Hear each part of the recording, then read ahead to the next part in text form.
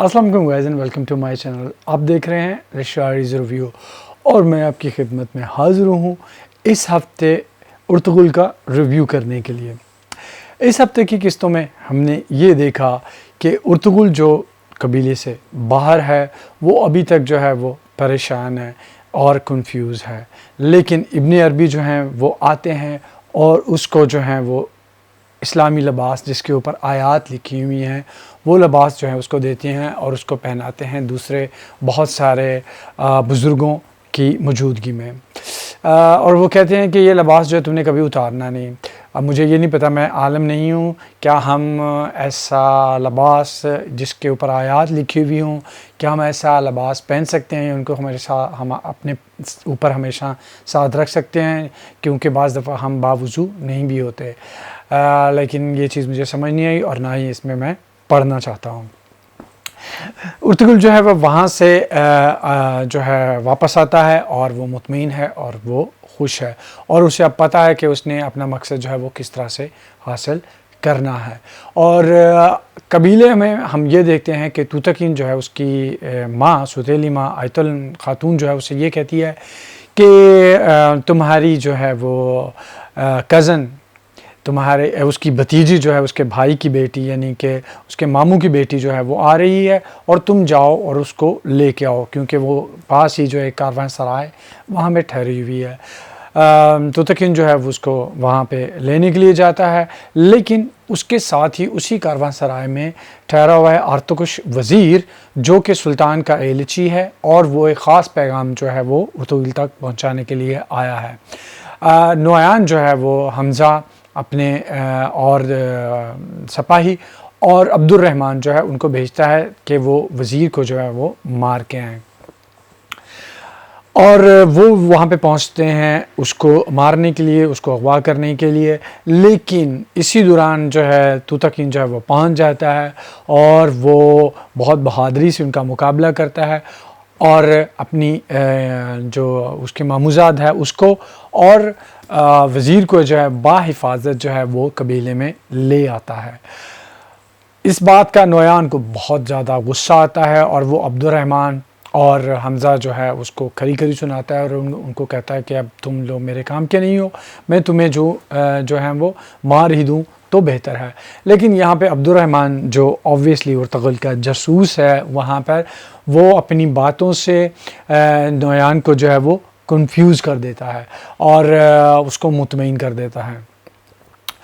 उधर जो जासूस है कबीले में नुआयान का, वो ये देखता है कि वज़ीर वहाँ पे पहुँचा है और वो वज़ीर जो है वहाँ शाम को खाना खाने के बाद जो है वो बाहर चहलकदमी के लिए निकलता है और वो कहता है कि मैं किसी को भी साथ जो है वो नहीं लेके जाऊँगा। और जो नुआयान का है जासूस वो चाहता है कि दूसरे साथियों के साथ मिलकर उसको नुकसान पहुंचाए, लेकिन जब वो ये देखता है कि वो जा रहा है तो वो उसका पीछा करता है और वो उसका पीछा करते करते पहुंचता है, देखता है कि वज़ीर जो है आर्तकुश वज़ीर जो है वो तो उर्तुगुल से मिलने के लिए वहाँ पे आया है। तो वहाँ पर वो उर्तुगुल को मारने की कोशिश करता है। जैसे ही वो तीर तानता है वो देखता है कि दूसरी तरफ कोई है और वो इस चीज़ से फ़ौरन जो है वो ख़बरदार हो जाता है, लेकिन वो देख नहीं पाता। लेकिन नाज़रीन हम लोग वो देखते हैं कि दूसरी तरफ जो है वो आर्तक साहब हैं जो कि उर्तुगुल की जान जो है वो बचाते हैं। उर्तुगुल को वज़ीर का पैगाम जो है वो दिया जाता है और वज़ीर जो है वो वापस जो है वो ख़ैमे में चला जाता है। हम ये देखते हैं कि हलीमा खातून जो है वो बहुत परेशान हैं और उदास हैं और वो तुरगत और दुहान से कहती हैं कि तुम लोगों को पता है कि उर्तुगुल कहाँ है, लेकिन तुम लोग मुझे बता नहीं रहे हो। और वो उनका पीछा करती है। दुहान और तुरगत को पता चल जाता है कि हलीमा खातून जो है उनका पीछा कर रही है, लेकिन तुरगत जो है जो कि ख़ुद मोहब्बत का मारा हुआ है वो कहता है कि अगर मोहब्बत करने वालों की खातिर मुझे झूठ भी बोलना पड़े तो मैं ये झूठ बोल लूँगा। और वो इस बात को ज़ाहिर नहीं होने देता जैसे उसे पता चल गया है कि हलीमा खातून जो है उसका पीछा कर रही है। हलीमा खातून उनका पीछा करते करते उस गार तक पहुँच जाती हैं जहाँ पर उर्तुगुल जो है वो क़याम पज़ीर है और उनकी मुलाकात होती है। हलीमा खातून को देख के उर्तुगुल जो है वो बहुत खुश होता है, लेकिन दूसरे लम्हे वो बहुत गुस्से से जो है तुरगत और दुहान की तरफ देखता है। वहाँ पर वो हलीमा को एहसास दिलाता है कि वो एक अहम काम जो है वो कर रहा है, उसके लिए सबको जो है वो तकलीफ़ उठाना पड़ेगी और उसे भी ये तकलीफ़ जो है वो उठाना पड़ेगी। हलीमा खातून वहाँ से वापस आ जाती है, लेकिन वो खुश है कि उसने अपने शौहर को जो है वो देख लिया है। जो आयतुल खातून ने जो लड़की जो है वो उसके अपने भाई की बेटी जो बुलाई है, उसके बुलाने का ख़ास मकसद है। उसका मकसद ये है कि गुंदोगदू जो कि सलजान खातून से मायूस हो चुका है और सलजान खातून के साथ जो है वो झगड़ा कर रहा है बार बार, वो उस लड़की की शादी जो है गुंदोगदू से करवाना चाहती हैं। इस हफ्ते की किस्त में हमने ये देखा कि दावत पे बुलाया जाता है उर्तुगल के मामू को, और वो गोपचे का रिश्ता जो है वो तूतकिन के लिए मांगते हैं, जिसे मंजूर कर लिया जाता है। सलजान खातून जो है इस चीज़ में शामिल नहीं होती क्योंकि वो बहुत ज़्यादा दुखी है और वो बीमारी का बहाना करके खैमे के अंदर जो है वो पड़ी रहती है। लेकिन जो भतीजी साहिबा हैं, भांजी साहिबा, भतीजी साहिबा, आई डोंट नो, भतीजी साहिबा जो हैं वो खूब जो है वो कोशिश करती हैं गुंदोगदू पे डोरे डालने की, और बार बार जो है उसकी तरफ जो है वो दावत देने वाली नज़रों से देखती हैं, और गुंदोगदू जो है वो भी उसकी तरफ जो है वो देख रहा होता है। ये चीज़ें जो हैं वो सारी की सारी चल रही हैं कबीले में। कबीले के बाहर नोयान जो है वो बहुत ज़्यादा गुस्से में है कि कैसे ये हो गया, क्योंकि उसका मकसद जो है वो ये है कि वज़ीर को जो है वो नुकसान पहुँचाया जाए, मारा जाए, और उसका इल्ज़ाम जो है वो उर्तुगल पे लगा दिया जाए ताकि सुल्तान जो है वो उर्तुगल से नाला हो। लेकिन जब वज़ीर पे हमला किया जाता है, क्योंकि वज़ीर जो है वो खैमे से बाहर जो है वो जा रहा है, तब जो है तुर्गत, दुहान और अर्तुगल जो है वो वहाँ पर आते हैं और वो उसको बचाने की कोशिश करते हैं, लेकिन उन पे भी हमला कर दिया जाता है अलहदा से। तो वो नोयान के जो सिपाही हैं मंगोल, उनके साथ जो है वो लड़ते हैं।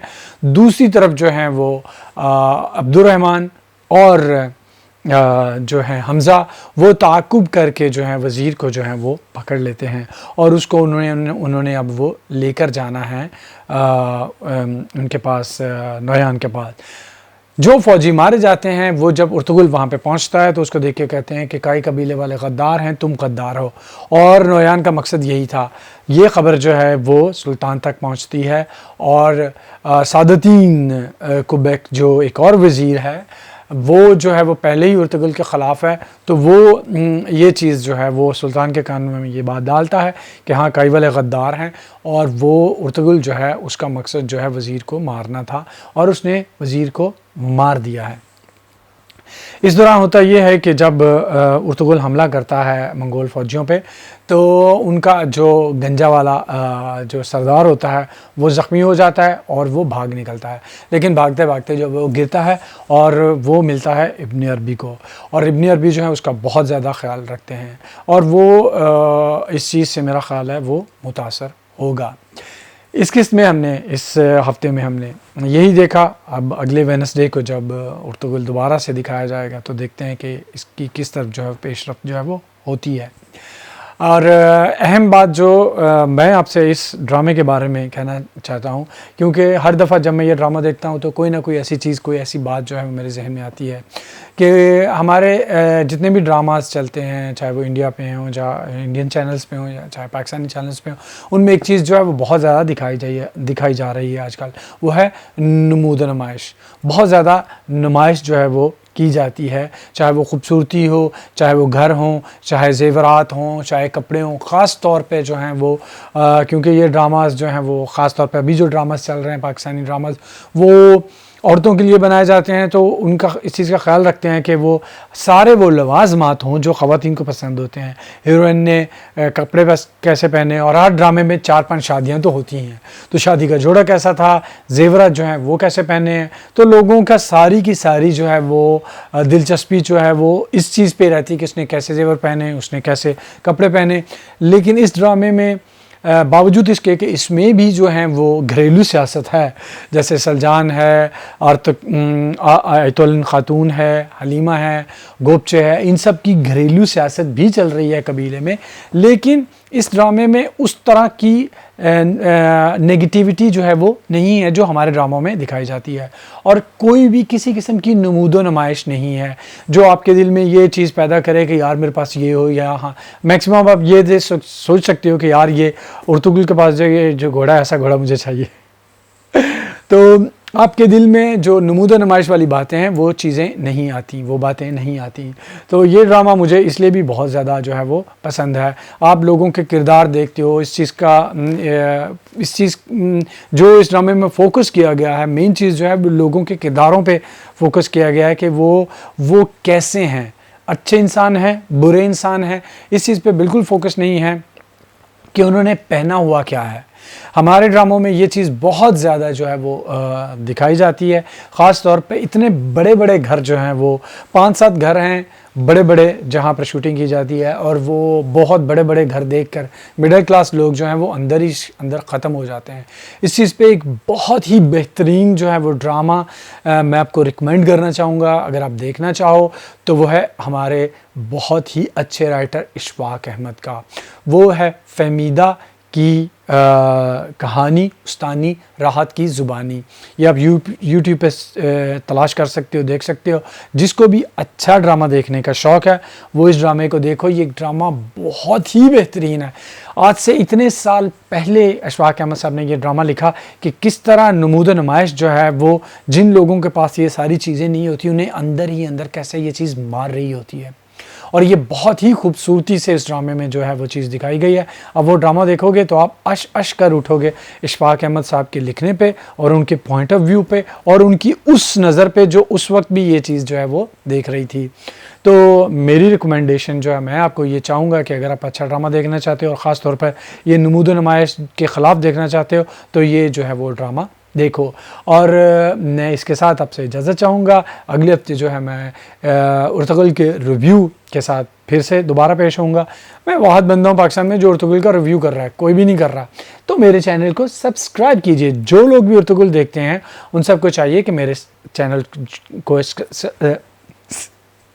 इतनी दफ़ा कह चुका हूँ तो मुझे कहा भी नहीं जाता कि मेरे चैनल को सब्सक्राइब कीजिए, मेरे वीडियोस को लाइक कीजिए, शेयर कीजिए, ताकि मैं आपके इस फेवरेट ड्रामे को रिव्यू जो है वो करता रहूँ। तो इसके साथ ही मैं इजाज़त चाहूँगा।